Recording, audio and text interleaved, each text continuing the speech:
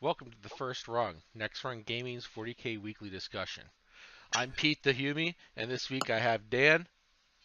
Say hi, Dan. Hey, yeah, I'm Dan. That's Dan. He's currently wearing the hamster of shame. I have Connor. Hello, hello. And Rick. Hello. So this week we're going to be having the first of a series of discussions about what competitive 40K is, and relating that to what we call our elements of list building for a competitive setting. First thing we're going to talk about is we're going to establish the key difference between a competitive and casual game set, and really the mindset that's going to get you to those middle and top tables, and that you need to focus on when you go to your first tournament. Next, we're going to define what we call our pillars of list building. These are going to be some key concepts that will help you not only build lists, but break down the lists you play against. This both helps in the moments before a game as you scrutinize the other player's lists, and helps you learn when you're looking at other players' top lists. Finally, we're going to pull several example lists up on the screen to break down and discuss by relating them both to our pillars and discuss how they win games, or how they should win games. This should help you to be able to identify what our pillars are, what we're talking about, and see them in the lists that you build and the lists that you encounter. So, Fun time. yeah, absolutely. So, I'm gonna act as facilitator because even though I do all the techno wizardry, I am the lowest rung when it comes to competitive gaming in the room. So, You're a weird boy. You were elected. Woogie, woogie, woogie. oh, I'm Pete the Headbanger now. I'm down with. Ooh, that's good. We're keeping that. So, but and we will make that change in next week's stream. Yeah, sure. No. You made mine. Okay. Okay. Well, fine. So I'm gonna open this up and to the room here. So, what is competitive 40K to you guys? We're Fun talking time. about. I think it's kind of a combination. Like, I last week I used kind of a couple too many perhaps, but it's something that you get to do by yourself as well as someone else to test your intelligence, strategy, and see how dice roll to have fun with the plastic or army of our. I don't know about you guys. Yeah, I'm sorry, Dan. You good? Yeah, I'm right or wrong. I think about competitive 40K like I think what takes 40K out of like Garage Hammer and Beer Hammer is like treating it like a sport for me. I mean, not like football or something like that, but like it's a competitive environment where the goal is to win. And like Dan said, like it's like a test of your intelligence and your skill and like your canniness at this game. And those are all parts of it. But to me, at the end of the day, I think of it like a sport. Like it's a competition between me and another person, and I'm trying to win. And I'm not, I don't think anybody here is like one of those like jerk players. Like nobody's trying to win by muscling somebody out, like because you have a bigger personality or whatever. It's just like I want to be better at you than this game, outthink you, outsmart you, and outplay you. That's fair. Yeah.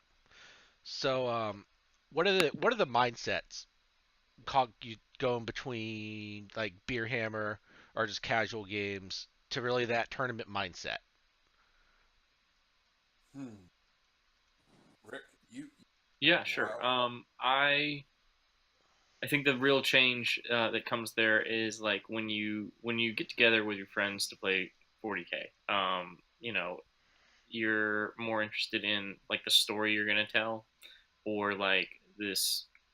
You painted this guy and he's cool and he's Sergeant Awesome Sauce or something, and you're really invested in that. You're invested in sitting around, drinking or eating pretzels, doing whatever GW assumes that you're doing while you're playing this game.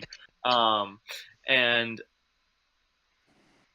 you just I think you fall back onto what probably is core to GW sort of design for the game is you guys just kind of make the rules and go along.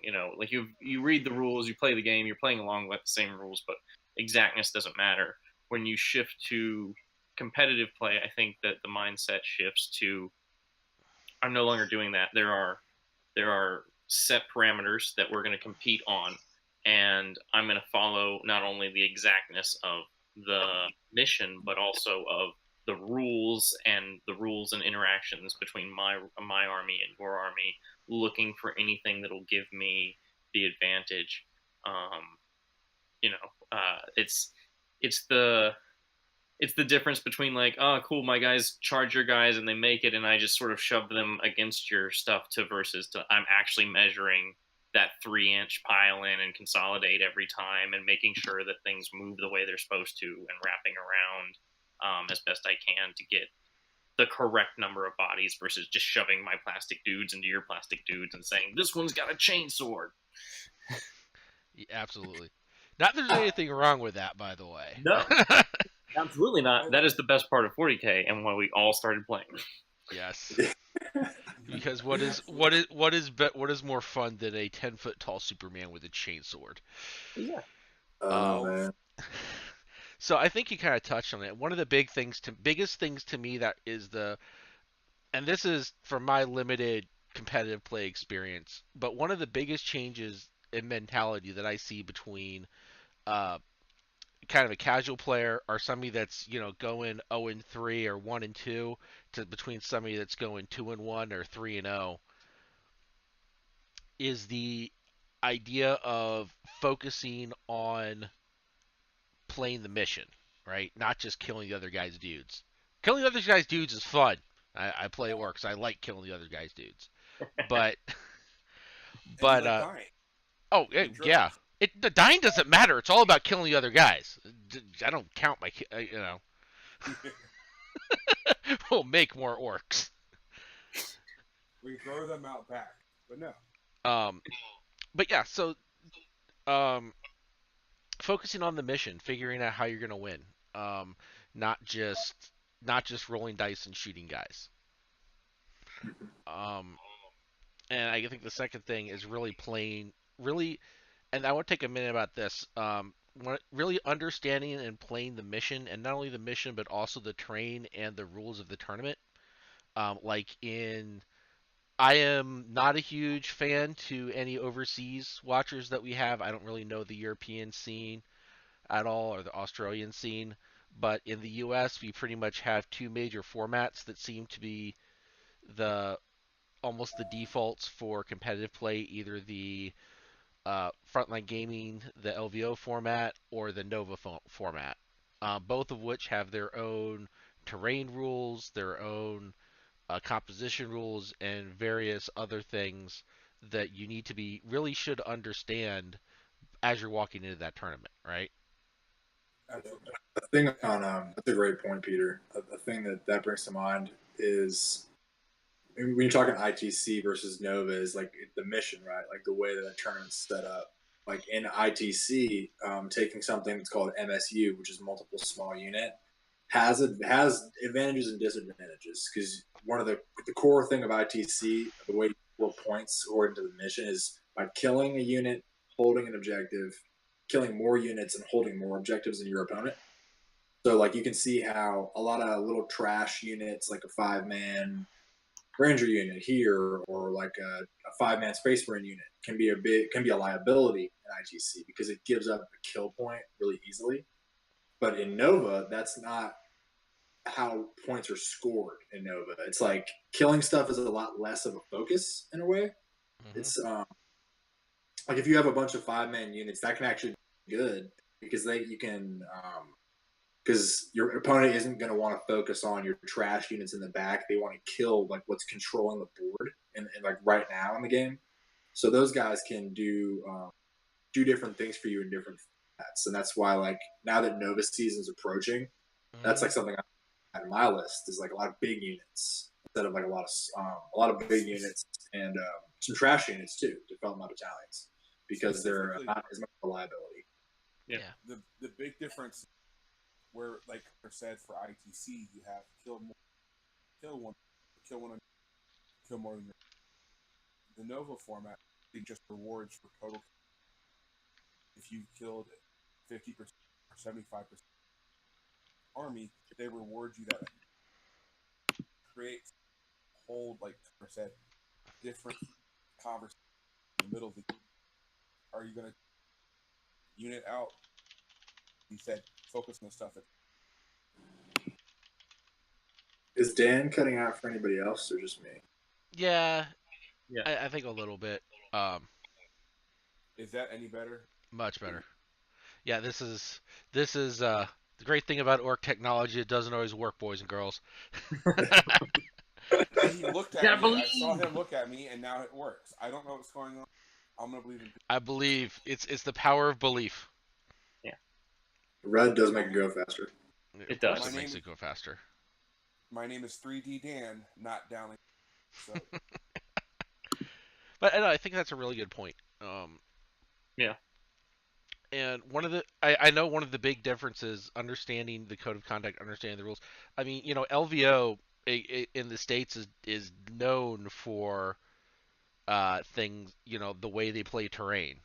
And Right. they're very specific. You can't see on the first floor. Certain units, vehicles can't go inside ruins, and all these rules that you really need to know going in, so you're not caught in the middle of a table saying, "What do you mean I can't shoot the guys in this building?" Right. You know, and even in list construction, because if I'm going to an LVO format, I need things that can interact with infantry in ruins. Either infantry, my own infantry that can assault in, units that don't need line of sight to target them. Because otherwise, there's nothing stopping my opponent from just parking a 10-man guard squad in that ruin and just sitting there all game and winning his secondaries because of that. Right. Um, And for, for talking about terrain for Nova, the big thing that dominates the Nova route that everyone always talks about is the Nova L, which is a giant.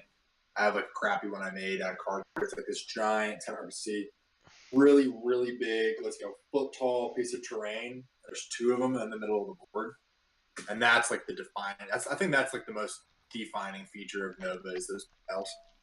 For sure.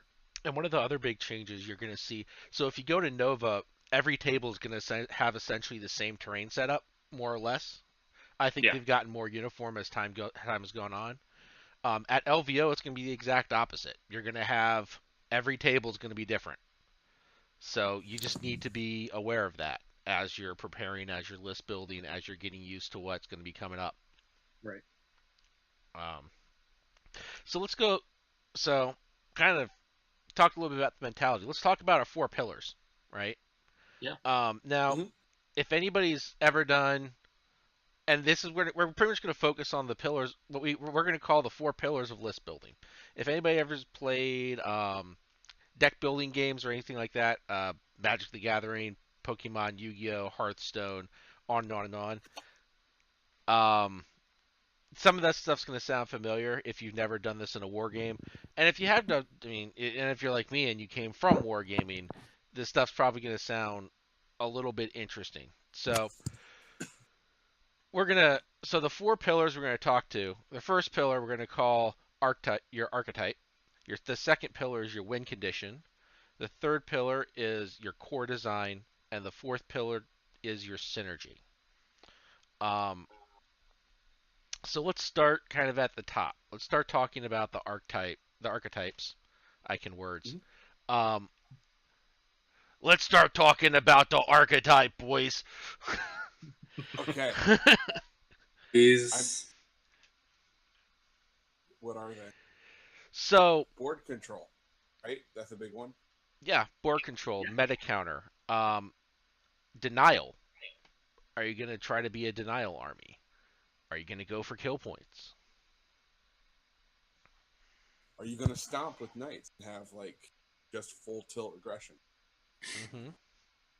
I'm not advocating for that. Or I guess I should say this is all done before the Big Fact 3 has dropped, so I should probably mention that before we start talking about lists because they might be illegal in a week. I don't know. Or suddenly really good. Yeah. idea what's happening. So Uh, just saying. But yeah. so yeah, so why is picking your archetype important? Do you think?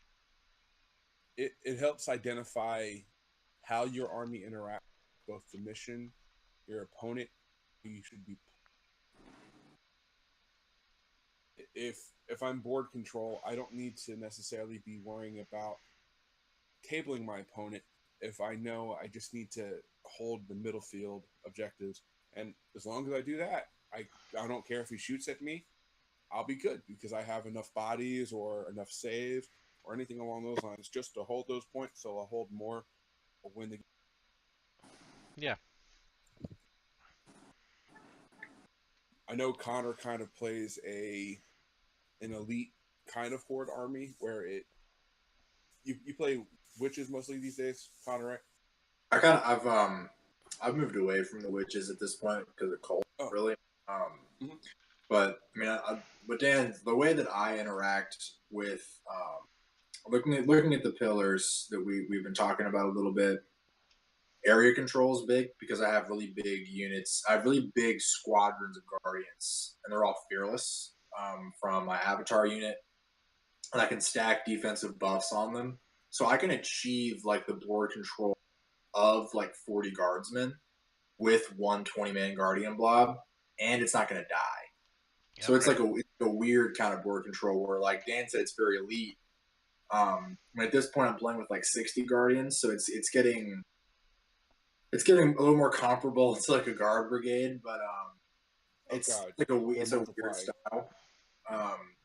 And it's also like another pillar is like denial. Like my list is great at denying stuff because it doesn't give up kill points in ITC because I have like a 20-man guardian unit that there's no way you're going to kill. Even with your entire, like I've survived entire shooting phases with one unit.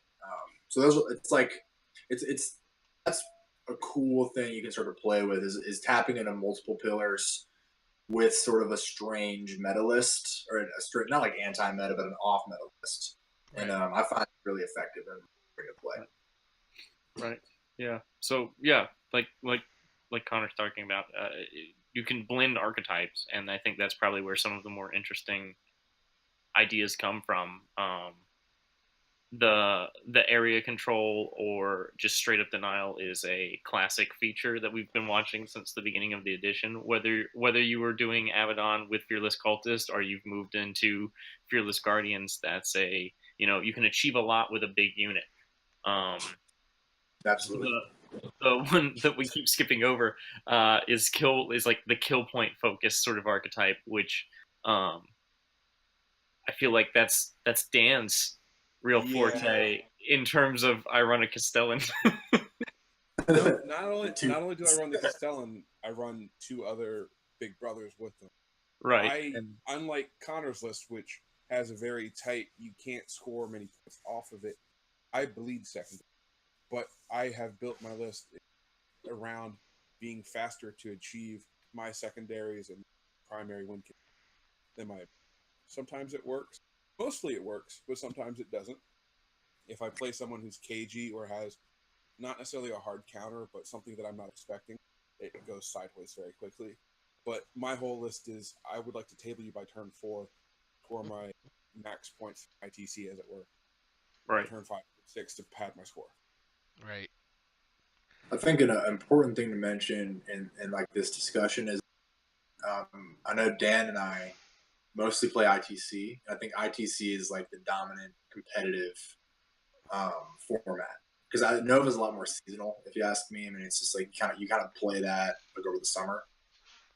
But ITC is more of like you're playing that like 8 months a year, and so like when we talk about denial and kill points, that's mostly thinking about the specific ITC secondaries. That's like a whole other episode talking about that stuff. But that's for those who know of the ITC. That's kind of that's the frame of reference. Like, at least I'm using.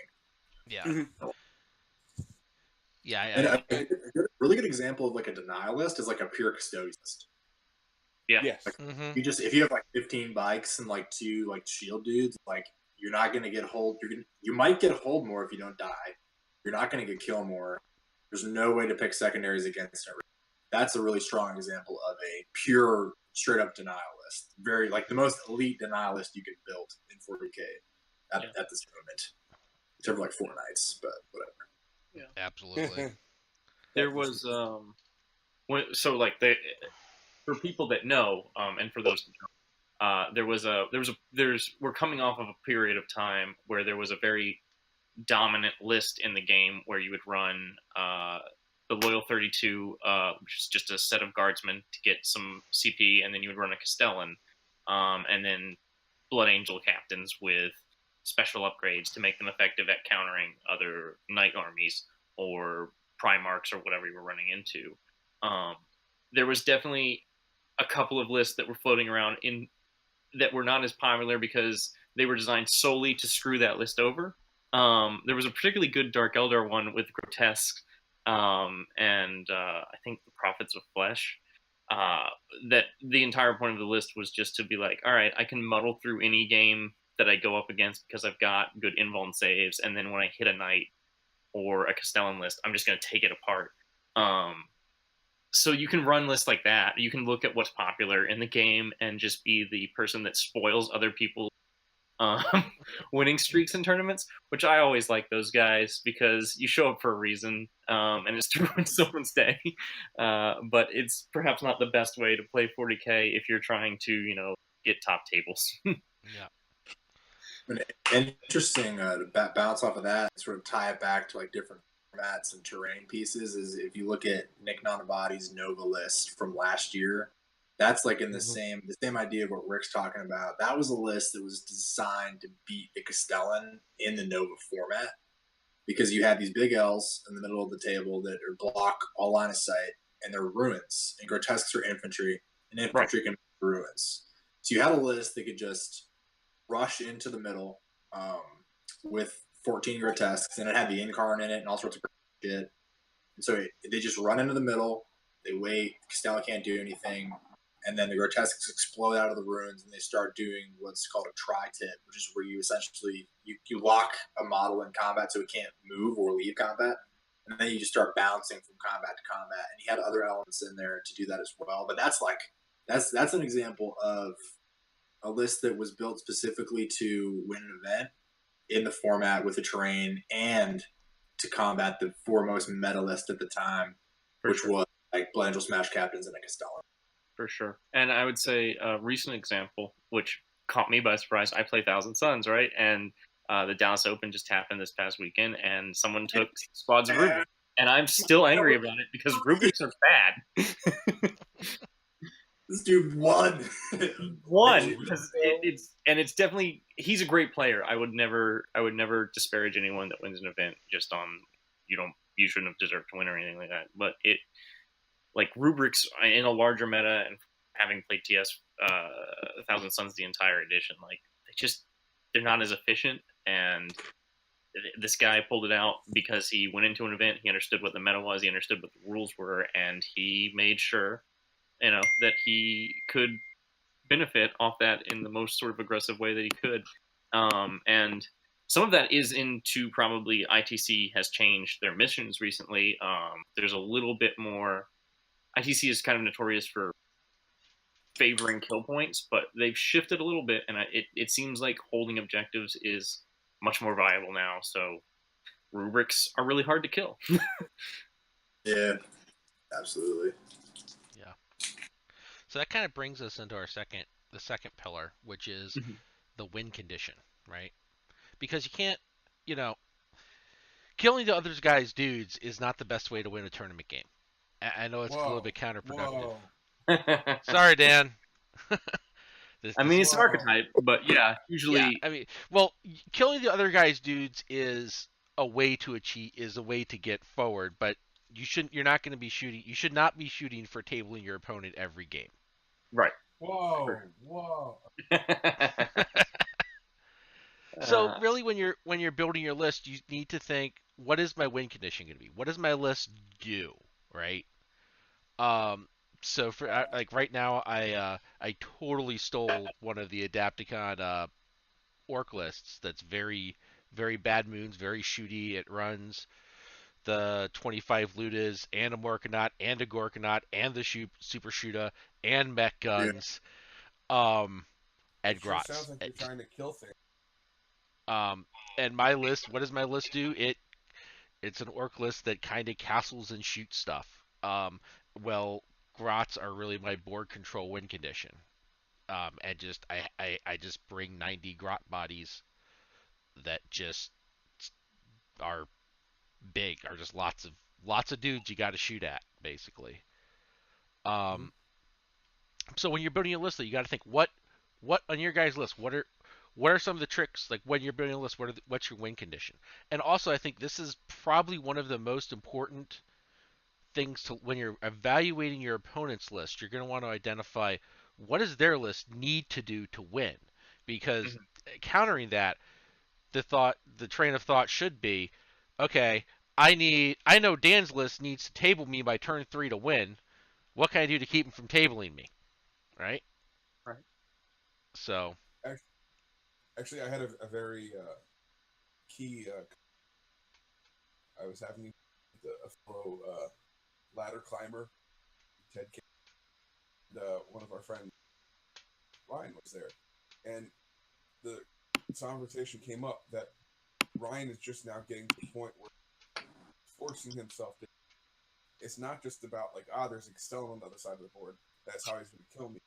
But understanding how does the Castellan, how is that fed?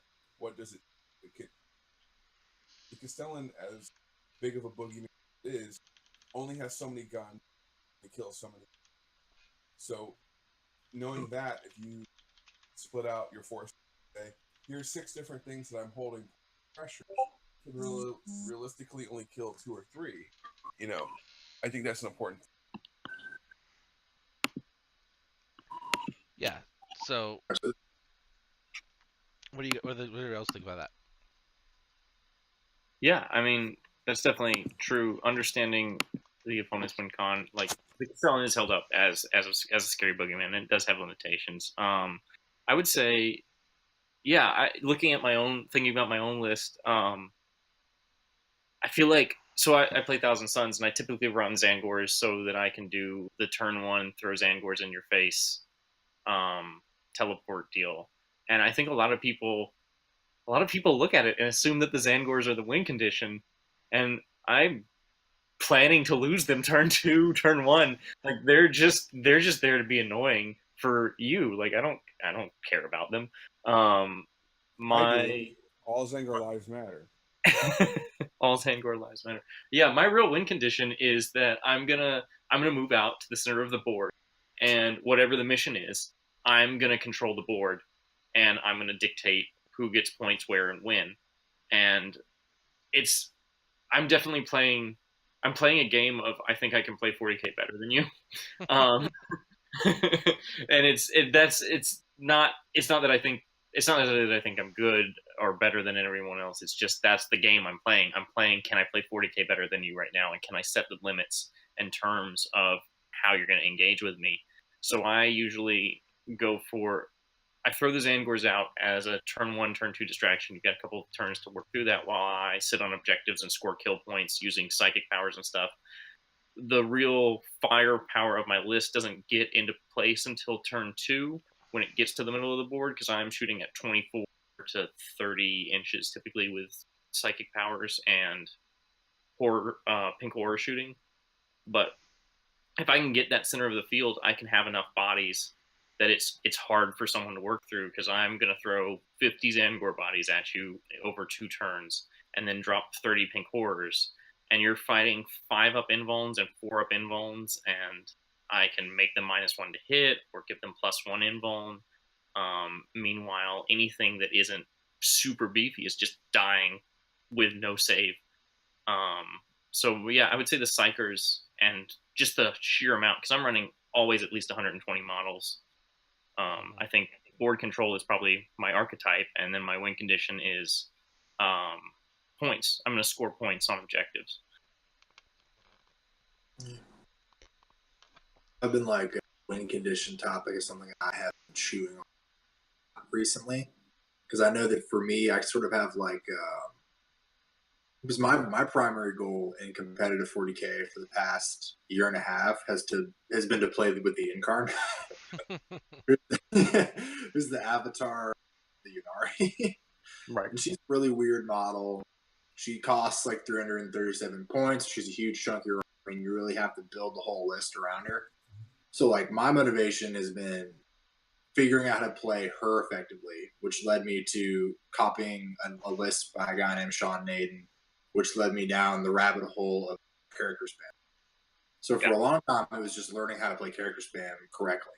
And I'm no like great master at it. Like I'm pretty good at it at this point, but so like that being said, I've been thinking about win conditions and been asking people what their win conditions are, trying to figure out my own, and sort of like I've realized at this point that my win condition is to make it through 2 turns of being shot at, and using terrain and psychic powers and my army's abilities correctly to make it up to the mid board with all my characters, because I'm playing with like 9 or 10 characters. Most of them want to be in combat. I have a couple janky shooty characters. Mm-hmm. But after I get into the mid board and I have my deep striking units dropping in, if I can get into combat with the other guy's army, at that point I'm like, okay, I'm good. Because at that point I'm going to start using my big guardian units to like tie up all your shooting and tri-tip your units and start doing like weird, teleporting with the Incarn and moving over screens with my solitaire to assassinate stuff. So my win condition is really kind of like not shooting myself in the foot by overplaying my hand and surviving for two turns until I can get into combat. And actually here, full circle, my win condition is messing up your win condition. Yeah. Because if you want to come and shoot me, I need to do everything in my power to not get shot to death. If you want to come assault me, that's kind of a good thing for me, because I have like 600 points of my army tied up in like really good close combat characters. So at that point, it's like if I'm better than you in combat and I can do my job in the combat phase better than you, kind of like what Rick was saying, if I can outplay you in that phase, then I feel like I'm going to win. Yeah. Because Eldar has like crazy combat tricks and shenanigans, and but yeah, it's a fun question. It's been fun to chew on, but I think at the end of the day, it's kind of like finding out how you're going to destroy me and then not letting you do that. For sure. So actually, I think that's just to tag on to that point. I think that's a good point in that a lot of times your win condition is tied to a phase, something your army does well. Or that your army perhaps isn't known for doing well. So Eldar are not typically, people don't think combat Eldar, but if you can pull that off, that's to your advantage in some cases. I would say, in my own stuff, like my thing is I try to stay active in every phase, because I feel like we'll tend to focus on one phase. So if I'm active in every phase, I've got a leg up on you because I'm taking advantage of wherever your weakness is. Pete. Absolutely. So let's move on to our third pillar, which is core design. So once you've decided what your archetype is, and you've identified the win conditions you want to go for, how are you going to design to do that? Right? How are you going to design a list to meet that win condition? Yeah. So if I can go ahead, Dan. Go ahead, Dan. I was gonna say, I want to hear about these nights. Well, that was the thing. Like, I wanted to play a hyper aggressive that presented gear check. So, if you don't have enough shooting, high stuff like last, or that variety of weaponry, if you don't bring that enough of that, or trick the Eldar, and basically, if you don't bring enough high strength weaponry to kill my knights, it's very difficult for you to kill them, and I can just overrun you. So I need to have a way to feed them and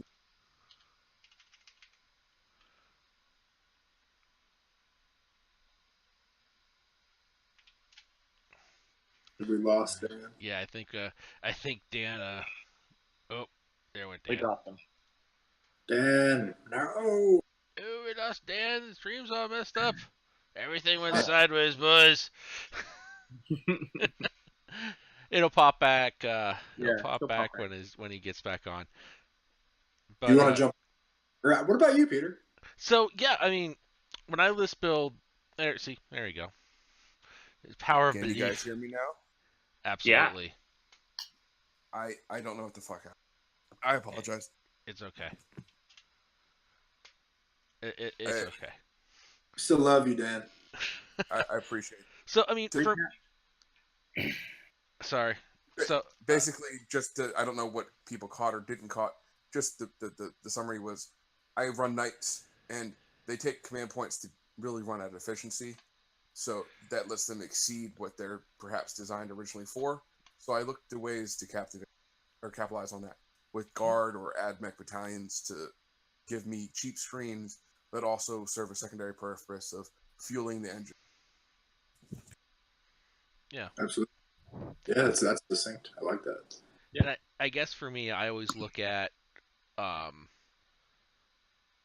always look at what objectives I want to reach and what units I need to do that. Like I would say probably in my last couple lists, really my uh, core design has been around my Ludas of all things because they're a very CP hungry unit, and I would say fair amount of my army is dedicated to either fueling them or protecting them or kind of cleaning up after what they do. That's one of the reasons I actually moved to the more shooty list, trying to get some redundancy in that range capability in those first couple turns. Um, because really the orc win condition are a perfect game for me is I really want to soften you up with shooting. I want to shoot down the things I don't want my boys to be assaulting, and then the boys really come in as a cleanup crew. Um, they're the not. janitor. Yeah, they're really. I mean, they really are. They're there to pick up the scraps. Um, if I'm looking at a knight list, I'm not going to throw my boys into your knights. I want to throw my boys into your guardsmen. So I need to have enough shooting capability to at least put a number of wounds on those knights, so I can maybe chip the last couple off in close combat. But we like hugs. We like, stomping together and hugging. That's what. No one wants to hug those knights, Dan. I hug them every night. You see what I did there? There's a pun. Yes. Oh my God, go home. You probably are home. Jesus. I am actually. So finally, our last one, and I know Rick and Connor are probably the most synergistic armies, but really orcs are there too. And I guess knights as well. Is synergy. Whoa. What's your synergy? I shoot things. Big stompy knights. Boom, boom, boom.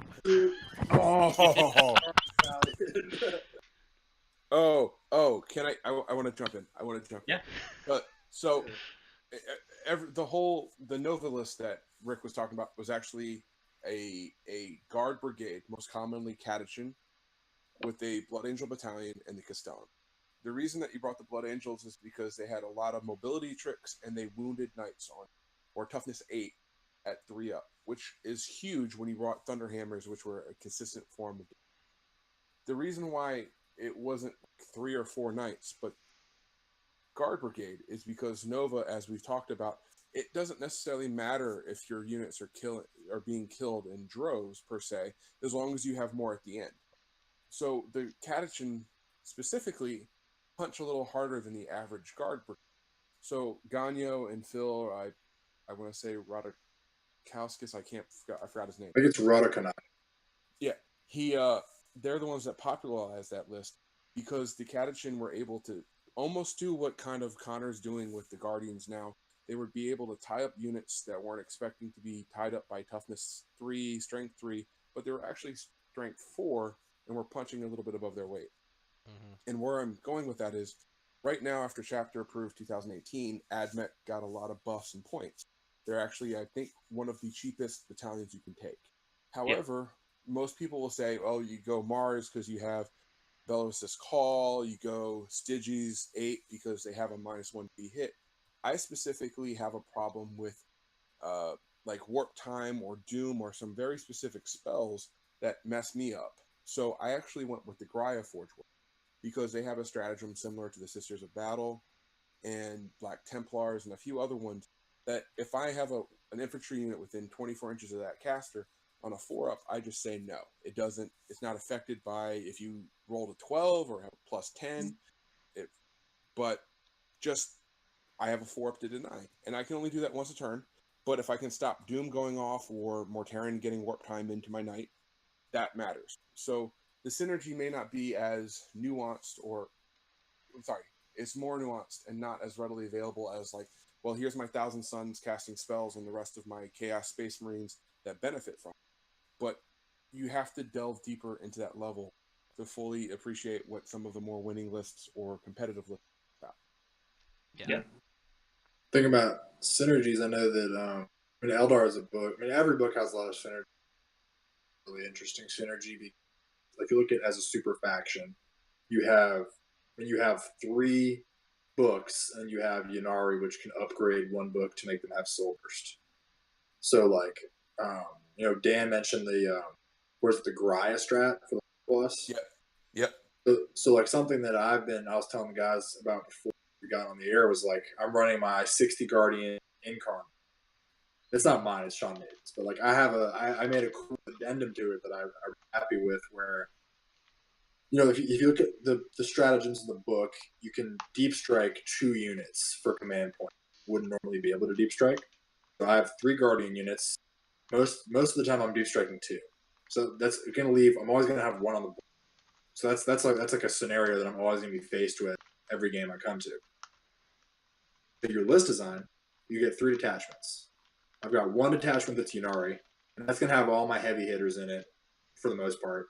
Where I've got 2 of my Guardian units. They're gonna come down and make use of a synergy where they're using the Ulthway keyword, so they can make use of Ulthway stratagems to give them bonuses to hit. It has the Incarn in there. It has Evrad. It has. So I have a lot of different tools in there to. That's like one of my offensive detachments, right? That's what I think about it. Your big core.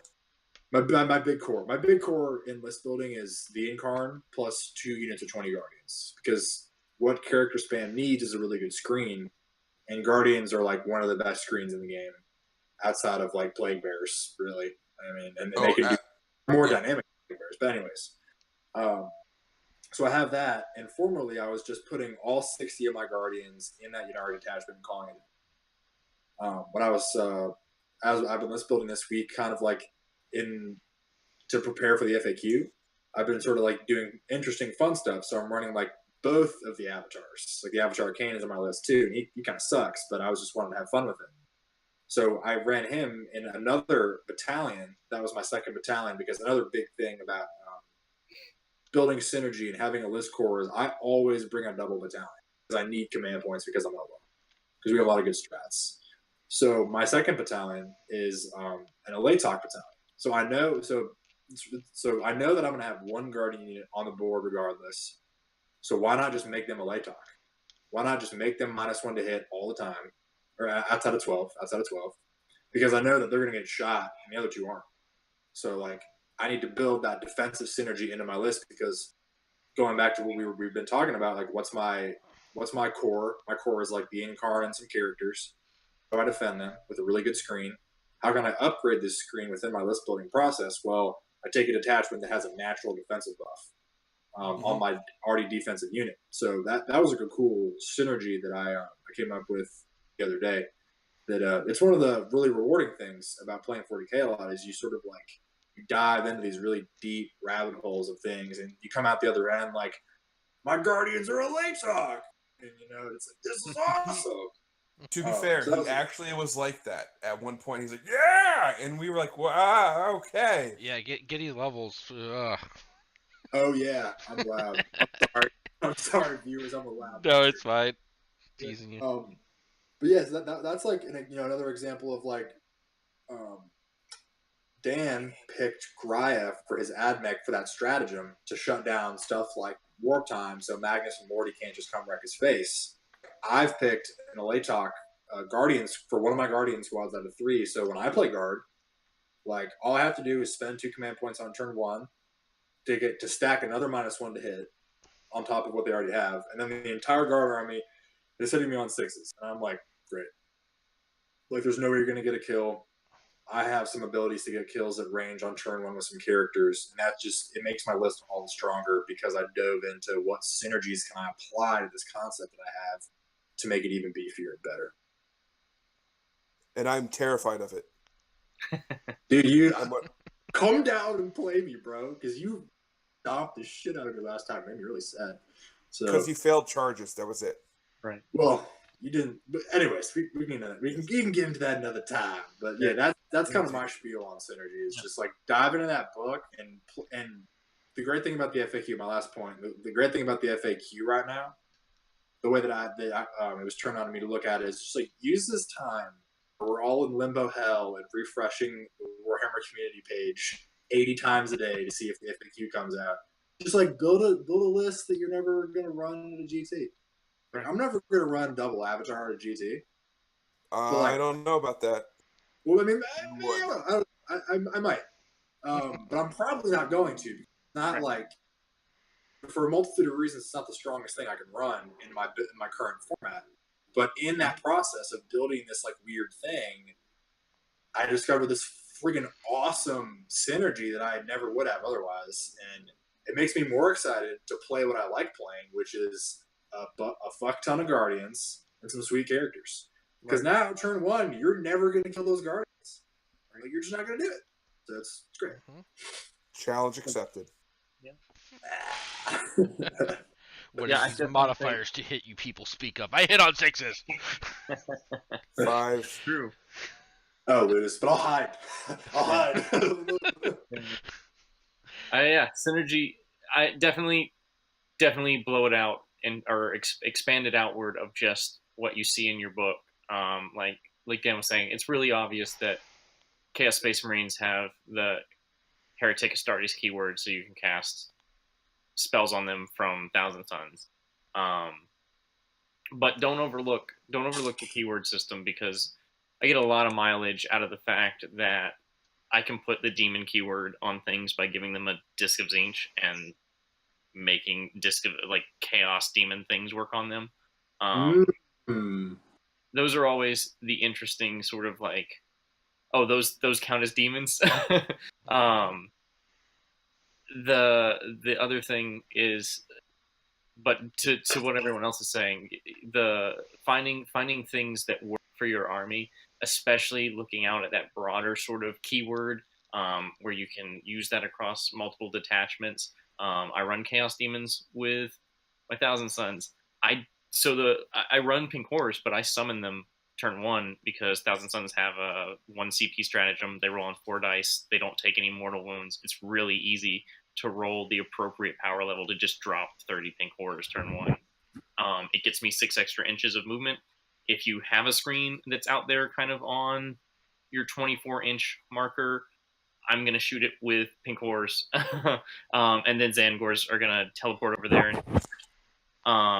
The thing that my sort of breakthrough on can I use was Nurglings. I run 3 Nurglings in a demon, 3 units of Nurglings in a demon battalion, so that before the game even starts, oh, there are objectives on this board? Cool. I got units on those objectives right away out in the middle of the field. That plays into the fact that I run a lot of characters, so I'm not as scared to run Armin up the board as quick as possible because there are Nurglings out there. You can't shoot Armin. And then the other thing was that people thinking about knights and Eldar flyers is there are Eldar flyers that are characters and there are knights that are characters. So I run a Slanesh Herald with the Forbidden Gem relic, and I roll on 3 dice and try to beat your leadership at the start of the phase. For a Castellan, if it doesn't get to shoot, or a knight character that's going to charge me and it doesn't get to charge, that's a big deal. Eldar flyers, though, that are characters, during the movement phase, you roll those 3 dice. Oh, you can't move your minimum distance? You're done. It doesn't matter how many wounds. your flyer just crashes into the ground. So synergy is definitely about figuring out what you need to aid your army. Find, like if your characters need to get to the center of the field, then you need screens that are mobile or can deep strike or do interesting things to help protect them.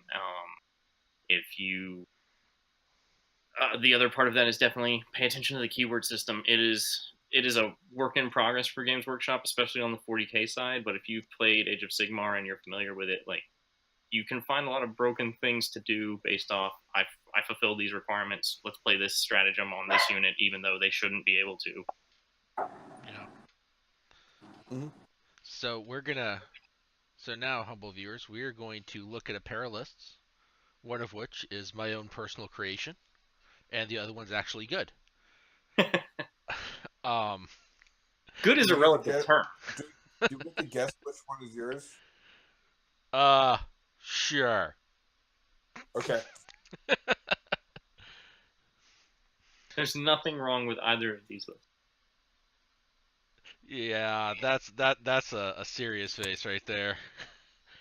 This, But this we're is, gonna the second one's pretty good too. so I think we're it's one of GT. we're gonna pull these apart, and really the focus of these, one is really a list designed for a GT, one is really just a kind of a casual, fluffy list that you might see on your at your store's weekly game night. Totally. So What if I have multiple stores? Will they both be there at both nights? Yes. yes, they will. You will play them all with knights now. So So he's stalking me. Okay. So we're gonna start with a list called Cuckoo for Crusaders. It is a 2,000 point Space Marine list that is Black Templars. In this list, we have it is a single brigade with a headquarter has the Chaplain Grimaldus, High Marshal Helbrecht, the Emperor's Champion. For the troops, it has 3 squads of 3 initiates with chainswords, 1 initiate with a plasma gun, and 1 sword brother with a plasma pistol and a power fist. Then 3 more Crusader squads with 4 initiates and 1 with a missile launcher. For its elite slots, we have 3 bare bones Stern Guard veteran squads, all with custom bolters, or special issue bolters, I'm sorry. In fast attack, we have 3 land speeders, all of which have heavy bolters and a Typhoon missile launcher. Finally, for heavy support, we have 2 whirlwinds with a Whirlwind Vengeance Launcher. These stupid Humi words don't work. And 1 whirlwind with a Hunter Killer Missile, a Storm Bolter, and a Whirlwind Vengeance Launcher. Finally, we have 3 Razorbacks with a Storm Bolter and a Twin Assault Cannon to round out our list. So, let's talk about this list, guys. Now, who created? Is this the one you created? Yes, Or is the one that won the- this is the Ubi take on Marines. You should all take these. All Marine players play this list. It's a good list. This sounded like something that won that one tournament in Chicago, but I'm kidding. So, I think the big thing that if you are a Space Marines player, and I was for the first month and a half, 2 months that I played until Knights came around, and then I fell in love. They don't have invulnerable saves traditionally, and from what I'm getting, you have, and they're more expensive than people might normally think they would be for their battlefield role. So you're paying almost twice as much of what a Zangor costs. They have a slightly better save, but not another wound. You have a slightly better range profile or with a gun, but it's going to die relatively easily to not a stiff breeze, but a little more than that. But it won't take much. People bringing stuff. Yeah, I mean that's true. But if you're gonna play Marines, then you're gonna have Marines. Storms. I guess the question to ask is what is this list doing? I can't decide what it wants to do. It doesn't want to get in combat, but it does want to get in combat, and I don't even know. Do whirlwinds not require line of sight? Is that their thing now? Yeah. There's actually a stratagem that if you have a land speeder, I forgot the specific distance, they automatically. Yeah, they get to Now, you see, the thing that with this list kind of begins down a good little tangent, but forgets that the big thing that Space Marines do well outside of scouts with troop choice that allows you to forward deploy, kind of like the Nurglings that I was talking about. The Space Marine characters are absurdly both efficient and powerful, especially with stratagem support. So I would almost have cut this into 2 battalions, gotten rid of some of the filler, and said, the Emperor's Champion, some Smash Captains, and gone from there. Mm-hmm. yeah. Like, or I mean, if you're playing, I want to play a mono codex. More power to you. That traditionally has limits compared to the upper ceiling competitive. But like, if you ran a battalion with 3 captains, or like the Emperor's Champion and 2 captains and scouts or whatnot, the Black Templars do have that same stratagem I was talking about earlier with Graia, where you have good psychic defense on a 4-up. So it does have some elements that would be competitive, but there's also a lot of filler that kind of leaves points on the table, both from a figurative like die, but also the ITC scoring kind of. Mm-hmm. Mm-hmm. Yeah. Another thing that is occurring to me while I look at it, it doesn't have tools to deal with sort of like list archetypes like that we were talking about. Like if you're and this is in terms of like a list build. Like if you're up against a horde with this list, it doesn't really have it doesn't have like the kind of trash firepower you want to take out other trash units. Yeah. Like it has like I don't know what whirlwinds do exactly, but it's like D6 shots or something like that, right? 3D3 from that, or 2D3, I think. Yeah, they're like mini spinners, basically. And so it has like a lot of elite looking firepower that's going to struggle to deal with, and then at the same time, it doesn't quite have the hard hitting firepower to deal with a like a knight, for Right. instance. And I think a good example is like if you look at the land speeder, because I have a list on my phone right here. Yep. The land speeder are kitted out with like a heavy bolter and a typhoon missile launcher. And I think you can do like 2 heavy bolters on a land speeder. I'm pretty sure. Mm-hmm. So that would be like something that would be like a good like starter tweak to make if you're playing with a list similar to this. Is like land speeders are pretty flimsy, so if you're going to take them to be something that's cheap, can maybe hold an objective behind a building, but can also pop out and dump some AP1 DACA into a squad. Right. Yeah. And then another thing is thinking about it from like a meta perspective. Like this list is losing either all 3 whirlwinds or all 3 razorbacks to a castle in turn 1. Like in addition to some more shooting. So that's another thing that Marines have problems with, right? Like we're kind of saying is like this stuff's all overpriced and doesn't have any kind of emblem save, and it just dies to high AP stuff. But I mean, again, this is not to like we're not like lambasting this list. This is just like an example, trying to like point some things out that could be like improved. And I For, think for the diehard Space Marine player out there, because we know you exist. And I'm right here, buddy. I'm right here. I mean, Death Watch. get out of here, player. and I so ran Blood Angels. the big the in my mind, kind of after I put this together, the big thing this list really doesn't do well is it can't decide what its archetype is, and it can't decide what its win condition is going to be. And I think we kind of talked to that. So it starts off with 3 characters that are okay. I want to play dark. I'm playing Black Templar, so I want to run my Black Templar characters, and none of them are. I will say none of the Black Templar characters are bad. right. They're good. There's actually there was a Ultramarines list that ran a Supreme Command detachment, 1 or 2 Black Templar characters. They're actually good. And you start, but they're Black Templars, and they're all punch characters. They want to get in combat as quick as they can.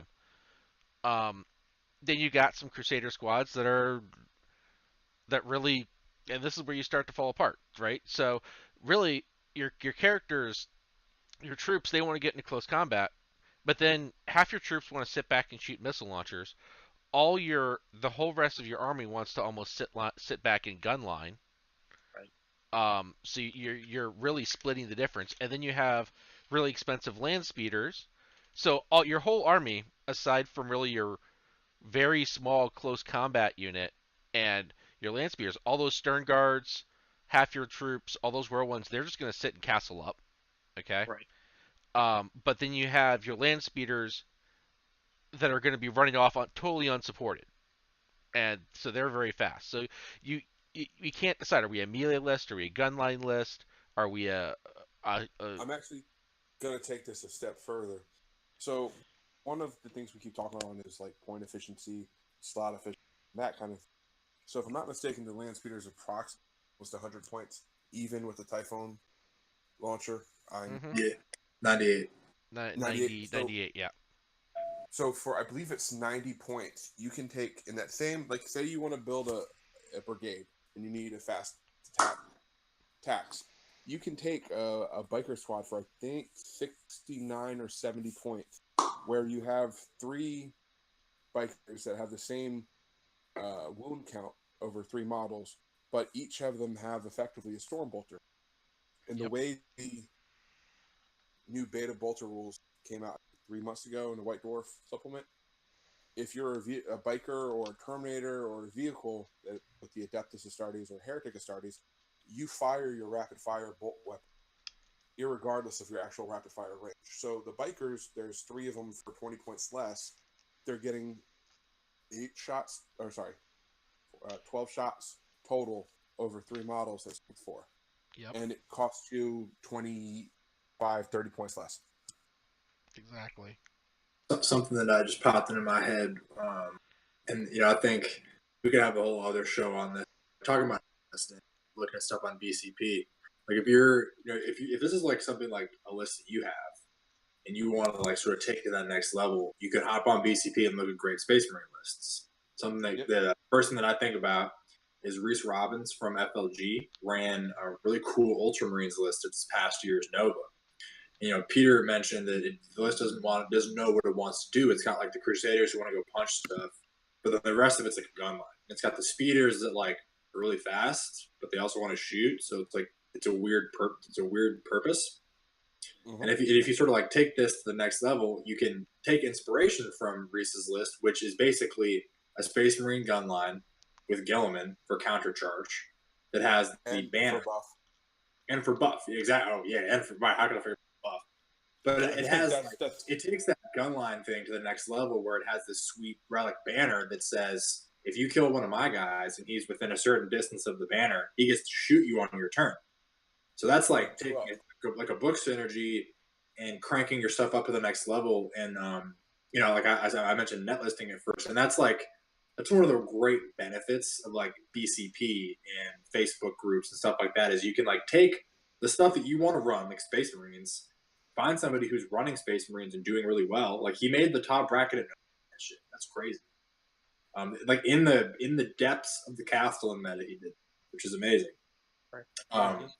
So that's really cool. And one other thing that I think is important, just a quick rabbit hole into gun lines. I think gun lines, if you want to run a gun line, be it guard or space marine, need some kind of counter charge, which in a way is kind of present in this list. It's just not super effective. Like it has all the crusaders that want to punch you in the face, but they're like they'll just die to shooting, and the guy will remove your counter charge, and you have no response to that. But if you kind of take it to like the Reese list I was talking about, like he has Goleman. Like Goleman's amazing counter charge. Like anything gets near Goleman, I think it's dead. I think he also had like Victrix Honor Guard that he upgraded to like posts when they came out. And like in this last thing I'll say is like the top Castellan list from LVO, the Brendan Grant, who's the winner of LVO this year, had a big unit of. Those things just sit where they sit. They do not die very easily to shooting. And if you start to engage with the guy's gun line, you're going to get smashed in the face by Bogren. So that's like a really important, like a pillar you could incorporate is like I have a gun line what's a synergy I need to have in that gun line? I need to have the ability to interact with an assault army that wants to come on my face, like kind of like my army. Like if I my win condition is shutting down your shooting and getting in your face, but I'm gonna have a lot harder time doing that if you have a Bulgrin unit that's just gonna smash all my guardians and characters in the face, and I'm gonna be really sad. I'm So I'm gonna raise you one more.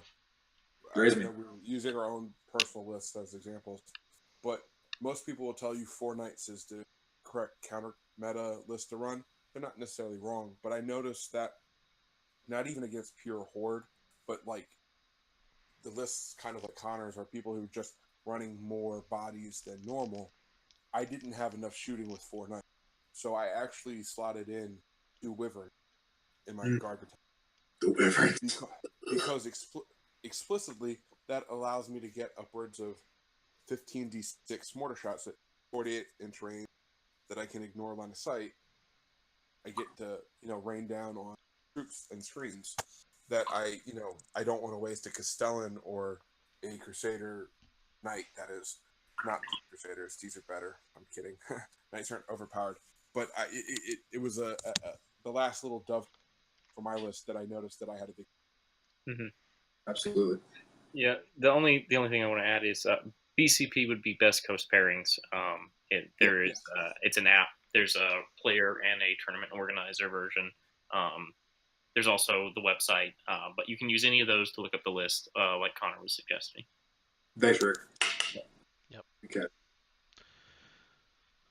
So, and we can Now we get to the bad list, right? Yeah. So yeah, so this has been just kind of an example of a list that you may be running right now, and how to make it better, really by focusing on. So to improve this list, it sounds like really if I was saying, hey, I can't win with this list, what should I do? It really would be, well, look at your archetype and pick what you want to do, and pick your win condition. Focus on those two things, and then figure out what your core design is going to be, right? Yep, exactly right. So let's and figure out what your faction does well, whether it be the thing that most people expect, kind of, or like Rick said a little while ago, something that you can capitalize on that they're not expecting. Like if your army's not normally good at psychic, but you have a couple good psychic characters that are kind of ambiguous, use that. Yep. Absolutely. So let's go ahead and we're actually going to look at another list. This is a list ran by, and I apologize if you ever see this show. I'm probably gonna get your last name wrong. I Jim can Vessel. say it. Yeah, it's Vessel. There you go. Oh my God, I got it right! Yes. You did it, Peter. We believe in you. He ran this at Adepticon. This is a Chaos Demons list for 2,000 points. It is 114 power level and 14 CP total, and it is a mix of demons and Tzeentch, or Thousand Suns. Thousand Suns. Yeah, sorry, Thousand Suns Chaos Marines. So For the record, you almost said it was a kinky list, and I'm cool with that. that would I know be you wanted to. that Well, would it be has possession. It's a kinky list. that would be a kinky elves who drive around in raiders and have Vect. Yeah. As We don't judge. opposed to emo elves, which is currently what he plays. I think it's a perfect confluence of kinky with Slanesh and the Lord of Change. Well, I stuff. mean, anytime you're mixing Slanesh units with Khorne units, I really wonder what's going on in the bedroom at that point. But anyway, Something bad. I don't want to answer that. Yeah, I don't anyway. want to answer that. Yeah. something bad or something good. I guess it's all point of view. Anyway, so in this list we have this is two battalions and a Supreme Command detachment. In the first battalion, you have 2 headquarters. You have Poxbringer and Sloppity Piper. In your troops, there is a unit of 3 Nurglings and 2 units of 30 Plague Bearers, each with a demonic icon and an instrument of chaos. That elites didn't get changed. There is not a Sternguard veteran squad in this list. Sorry. There's not. There's not. Sorry. Editing mistake. I'll fix that here in post. No, I won't. Secondly, you have a second battalion detachment. There's a Chaos Alliance that is undivided. In this battalion, you have a Changecaster with Flickering Flames and Gaze of Fate, a Demon Prince of Chaos with a Demonic's Axe, the Mark of Corn, Skull Reaver, and Wings. Showtime, as I call it. In troops, you have 15 Bloodletters with a Demonic Icon, an Instrument of Chaos, and a Banner of Blood. You have 15 Pink Horrors and 25. 10 Dark, yeah, 50, and 20 and 10 Brimstone Horrors. Yeah. Um, And the Supreme Command. and finally, in Supreme Command, you have headquarters. You have Armon. You have a Demon Prince of Tzeentch with Infernal Gaze, Warp Time, Malefic Talons, Wings. You have another Demon Prince of Tzeentch with Bolt of Change, Gaze of Fate, Malefic Talons, Wings. He is the Warlord with High Magister, and he has the Helm of the Third Eye. Finally, you have the Sorcerer and Terminator armor with a familiar Force Sword, Inferno Combi Bolter, Temporal Manipulation, and Weaver of Fates. And finally, in that Supreme Command detachment, you have a Hellforge Contemptor Dreadnought with 2 C-beam cannons. Also, this list has 5 reinforcement points. Can I lead this one off? This list is Please. very excited. So I think this is like such a finely tuned piece of art. When you look at it, like the way I look at it, like this is a guy who knows exactly what he wants to do, everything in this army. Like he has, in a way, it has enough characters that I wouldn't say it's character span, but it's character heavy. What does he have? He has 2 of the best screens available to Chaos in 2 units of 30 Plague Bears. Those things are incredibly hard to chew through, and they serve his purpose really well. And I believe they're OBSEC because they're in a pure Nurgle detachment. So that's just like just an awesome synergy he's got going on there. And then look at the HQs. He has the Sloppity Bile Piper, which is the morale guy, right? Yeah. So that guy is making his morale phase easier. It's giving him that amazing synergy right there. And you can see he has the psychic powers listed on it because this was Adepticon, and you had to at Adepticon, which is a big tournament in Chicago, you have to have all your powers listed before the tournament starts. So Miasma Pestilence, we can see right there, it's another stacking synergy with the Plague Bears, making 1 unit -2 to hit. So it's like good luck killing these dudes, man. And I think the part that I think is super is that mixed demon detachment that he's got going on. Because that's like kind of where his heavy hitters are. Like he's got the Demon Prince of big Skull Reaver axe. So that's a counter to Knights. That's a counter to any expensive unit that someone wants to throw Vessel's army. That Corn Prince is going to rip him apart in addition to all the smites he's got going on. Then you have a unit of 15 Bloodletters, which isn't the max unit.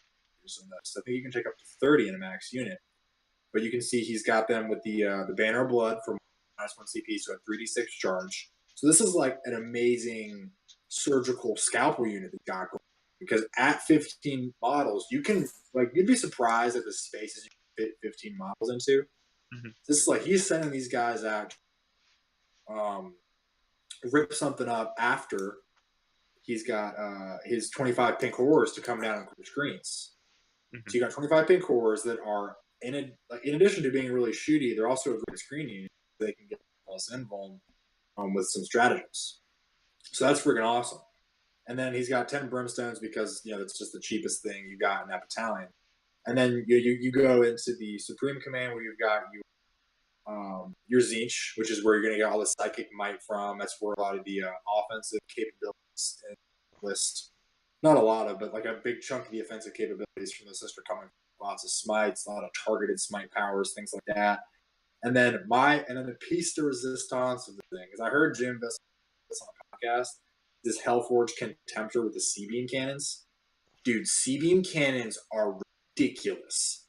It's like some crazy Forge World thing that he found. And it's like a unit that is really good at picking up other big units because it just has like a crazy rule. Kill a model with one of its guns automatically does 2d6 flamer shots to it at strength 6. So if your opponent has like some crappy screen like rots or cultists or whatever, this one unit is just such a nice piece where he can pick up big squads, and it's like something that the opponent isn't going to expect because it's just like this random thing that he dug out of the decks and is using for like a really amazing purpose. And then after this little kick it off to my amazing co-hosts, and this is the best part of the list: the 5 reinforcement points. I don't know if you guys know, but I heard him talk about this on a podcast too. So the 5 reinforcement points are for pink horrors. So he's got his pink horrors, which can kind of function like a guardian unit. They shoot a lot. They're really hard to kill. And what they can do really well is make a charge. Well, they don't have any bonuses to their charge. It's just a straight 9-up when they come in from deep strike. But something that's a really tricky thing that this guy's figured out how to do is if he takes a casualty in Overwatch with this pink horror unit, he spends his 5 reinforcement to make a blue horror. And the way that and this kind of circles back around to what Rick's awesome definition of like competitive versus casual 40K. Competitive 40K is looking at those rules and those interactions and figuring out how you can dominate the game through really understanding and utilizing those interactions to your advantage to get the leg up on your opponent. Well, the rule, for those who aren't familiar, the pink horrors have a rule that says if you have reinforcement points and one of the pink horrors in your pink horror squad dies, you can do what's called a split. You can turn that dead pink horror into a blue horror. It's just like a quirky rule that they have. Well, when you come in off the 9 and a pink horror at the front line dies, you can set that pink horror up just within 2 inches of your pink or that blue horror, within 2 inches of your pink horror unit. So all of a sudden, you're setting that thing up within unit coherency 2 inches closer to your charge target. So then that 9 turns into like a 7 or maybe even 6 because of the base size of the blue horror. And that's like that's just freaking awesome and crazy. Yeah. And that's just like, this to me is like the epitome of a finely tuned tournament winning list, because like this dude won Adepticon and he's also won like 3 GTs with this thing. So this list makes me really pumped because perfect scalpel of ingenuity, and it's amazing. And 5 reinforcement points. That's just, it makes all the difference. Yeah, it's crazy. But yeah, that's it. Yeah, you can do some really interesting stuff with horror splitting in terms of if you go the little extra step further and you have enough to go to generate, because a pink horror will generate 2 blue horrors, and then each of those blue generate a brimstone horror each. So you can make, like, even if you splitting all the way down is kind of a waste of points, but you can have a little bit of points left over in a list with pink horrors, and you can make 1 pink horror who is a 1 wound model soak up 5 wounds. It's really useful in terms of like, I've got a max sized pink horror unit and I take 5 wounds off one guy, helping you preserve that unit size above 20, because when pink horrors are above 20 models in a unit, they get extra shots, making the map much more devastating. I definitely agree. This is a super fine tuned list. The Banner of Blood on the blood letters for that 3d6 charge, that's also an aura, so it'll hit his demon prince of chaos with the relic axe, so he can make that demon prince jump way out from way back in his screens really easily. The other thing about the brimstone horrors is they're super tiny. They're some of the smallest models in the game, and they can hide in a ruin really well, and just protect a character forever. And they're really annoying to kill because they have a 6-up invuln. So it takes a little bit more to kill them than most people think. The plague bearers are definitely top screen for chaos, but they can get a little cheeky with the damage they can throw out. It'll stack up. This list is not like optimized for their crazy stacking damage combos, but they can still shock a person. Yeah, everything flows really well. This list also excites me. I really like this, and I agree about the Sea Beamer thing. It was a thing. So I've run Hellforge Contemptors in my Thousand Suns, and everyone thought Sea Beamers were bad because Sea Beamers determine their strength a little bit. They have a base strength of 6, and their strength goes up for every 24 inches between them and their target, and their damage also increases by D3. So people thought, well, if the other player gets to move, then it's never gonna like I won't be able to kill tanks with this. And then if my screens if the screen units run up, then like so what if it's strength 6, AP 0 extra hits? But like people sort of forgot that you could have 2 sea beamers on a Hellforge Contemptor, and if both of those hit and killed a thing, that suddenly you're looking at 46 strength 6 hits, and even if there's no AP on it, you're causing a lot of wounds to screens very quickly, regardless of how far away they are. And if they are sitting on the other side of the table and he gets turn 1, like a sea beamer will wreck things. It comes down to line of sight on them because it is a straight line. You've only got the 2 shots. If they move, they can't be fired. So that's a little iffy. But if you get that, I think that's another thing that we'll probably talk about in another episode. Is deployment is super important, no matter what your plan is or what your list is. But understanding the deployment for your list is key. So like this is not only a finely tuned list. This is a list he's practiced because you don't just bring a sea beamer contemptor and it does things for you. You have to be on top of your game to make that work out for you. Well, I One think does not just bring a C beam cannon. well, One does not simply walk into a sea beam cannon. Right. I don't know if Connor and I listened to the same podcast, but the reason why he ended up bringing it was yes, it did all the things that we were talking about with the damage and everything. People may not fully appreciate or understand what it does, and you know that's on you as a player to ask the questions of like, what does this gun do? And you know, social contract, someone should explain it. But for those people who do understand what it does, if he puts that on one half of his deployment, I'm not putting stuff on that side of the deployment. He has by putting that point that point of pressure there has dictated how part of the flow of deployment and the rest of the game is going to go. Because if he has line of sight on something, it's probably dead. Let's Guardians. Yeah. I played C beam just a quick detour. I played C beams at a tournament, and I knew what they did. So I listened to the podcast. And once that guy got rid of my Guardian cannons, which are what I used to tank wounds, I was left with like a bunch of dudes with 5-up saves, and they just died. Yeah. I was like, oh my god, bro. Yeah. So they're terrifying, dude. Yeah. Mm-hmm. He doesn't have prescience in this list, but like contemptors hit on 2s, so cast prescience on a contemptor with a sea beam cannon, and it's like cool. You're -1 to hit. I still hit you on 2s. Oh, you're -2 to hit. I still hit you on 3s. And it's pretty easy to give them rerolls too. So like, he's only got the 2 shots to get it in, but he got a fair chance of getting it in, even with a 4-up save.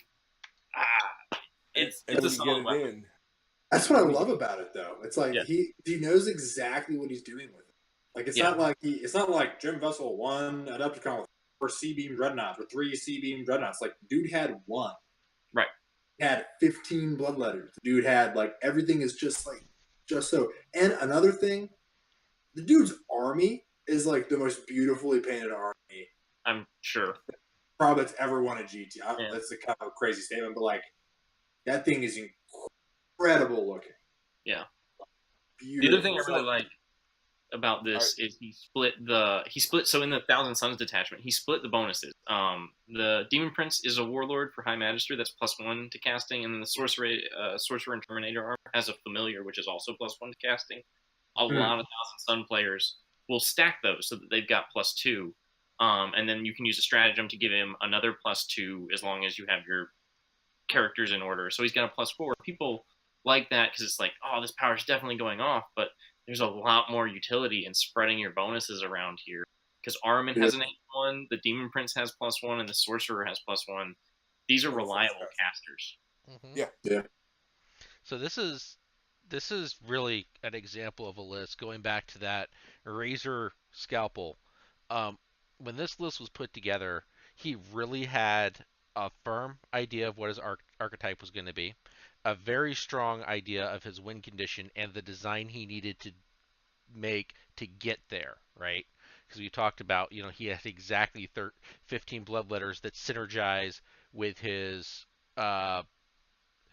Demon Prince of Corn, right? His Corn Prince is going to go in. He's got Nurglings. He's got and everything in this list is there for a reason and supports the rest of the list really well. Especially when you look through all his psychic powers, and we talked about um, demon keywords and things like that. So looking at keywords, looking at the way this list supports itself, this is a guy that obviously really understood.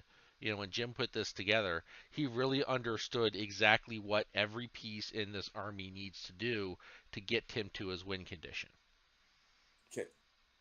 One last little Mhm. dovetail to a little nugget from one of the interviews. Do you know why he runs 15 bloodletters? Why? So he's been running this list for close to, I believe, a year and a half in different iterations. And demons as a whole, like the horrors, the plague bears, bloodletters, all of them, if they're at 20 or more models in the unit, they get some various bonuses. But he realized that he was mostly deep striking bloodletters, and you can only get so many models into attack range with Mhm. a charge. So realistically, it was somewhat shaving points to get in, like, for example, the Dreadnought, which was a more recent iteration in the past like few months in tournament. But he realized, I don't need a full 30. I just don't. And where I was going with that is what we mentioned in the first show.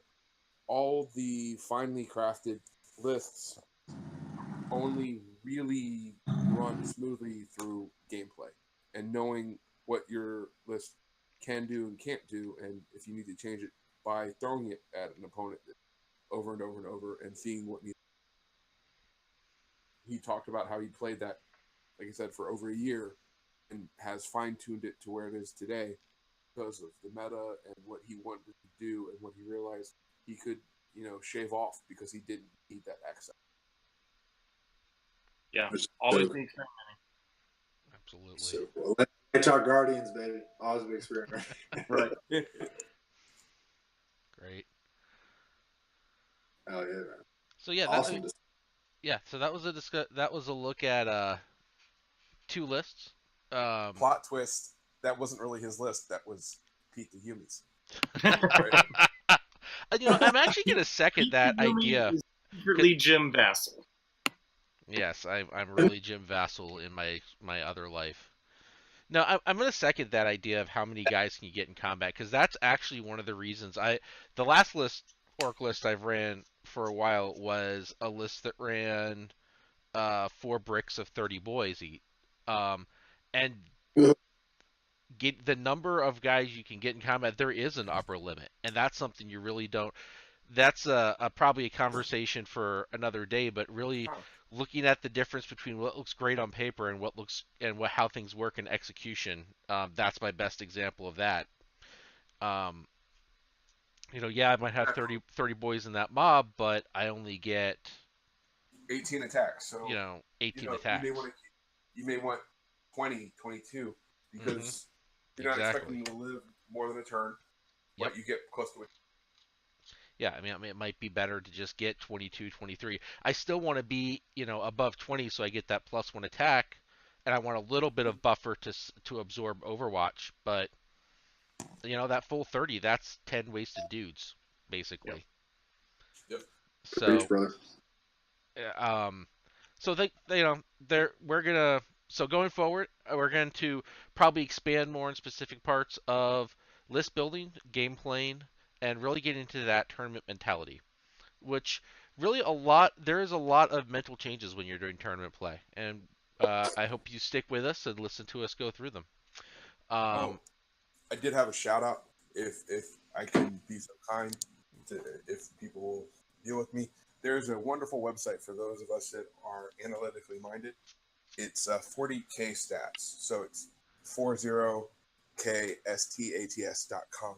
They run a great website where they take the statistics off of Best Coast Pairing app, which we talked about, would have all the different tournament winners by faction, by primary, detachment, and all that, and they kind of just bring it all together and have really cool tables to see like which has the highest win rate, what doesn't, and kind of give you an idea of what maybe you're looking at to face at a big tournament if you're looking to walk into it kind of blind. Yeah, and we'll make sure there's a link down in the description to that. Good shout out, Dan. That's a good call, man. Very good shout out. So going forward, look, please stay tuned for more content. We're going to be doing battle reps. We're going to be doing looking through lists. We're going to be doing our weekly discussions. Please leave comments and critique and feedback. We love hearing it. Yes, But we do.